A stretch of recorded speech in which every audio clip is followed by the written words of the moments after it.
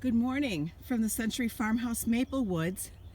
It is the final day of our harvest season, harvesting maple sap. And actually we're no longer going to be using the sap for syrup. Today I'm taking the taps out of the trees, and what's left of sap I'm going to use to make soap.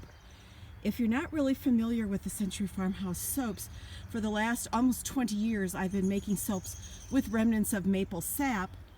And the sap is actually the liquid in the soap, and it makes for an absolutely beautiful soap. So I'm not exactly sure what scents I'm going to make these in yet. It might be something we've done in the past, or I might come up with something new, but I have enough sap left to make at least 2 big batches, which would be close to almost 200 bars of soap. So we'll see how we can do. But anyway, I'm taking everything apart today. I want to show you how I do that, and we're in effect deconstructing what we did in the beginning when we started all of this.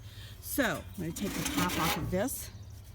There is a little bit of sap in here, probably maybe about a gallon. I'm going to take the bucket down. I'm going to put that in another bucket in a little bit. Take that bucket down and see the last of the sap in there. There are probably a few ants in there. That's kind of the end of the season thing. And now I need to remove the tap from the tree. This is what the spile looks like. It's called a spile, S-P-I-L-E. And this is an old one, an old form of it. This is made of aluminum. And nowadays you can also get smaller ones that hook into a closed system with plastic tubing that will take your sap directly to a place where you want it to be, so you don't have to haul. We like to do things in the old-fashioned way here at Century Farmhouse. So I'm going to pop this tap out of here. It kind of pops out when it's ready to roll. There we go.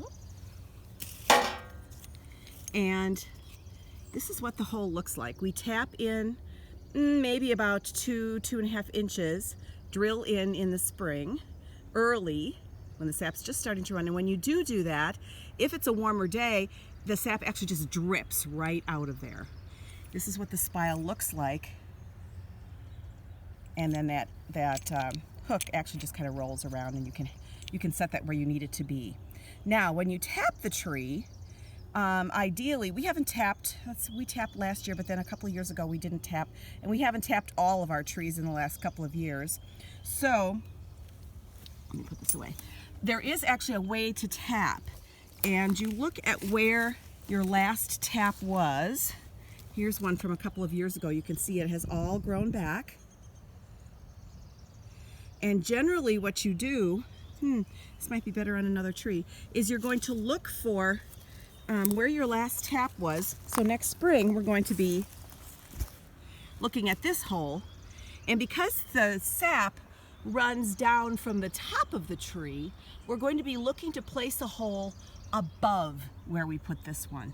So what we'll basically do is go over about a finger's width and then up. So next year's tap will be about here, over and above where this tap was. It'll seem a little high, but then when we start getting too high to manage it, we start down below again, but away from where these taps are, and then work our way back up again. So that is just a simple little tutorial on how we tap our trees and what that all looks like. And I'm looking forward to seeing you again next year when we tap our trees in the Century Farmhouse Maple Woods. The syrup turned out wonderfully. We have lots and lots of syrup for our family, not really to sell, but I'm happy to welcome you to our experience. Take care. Bye.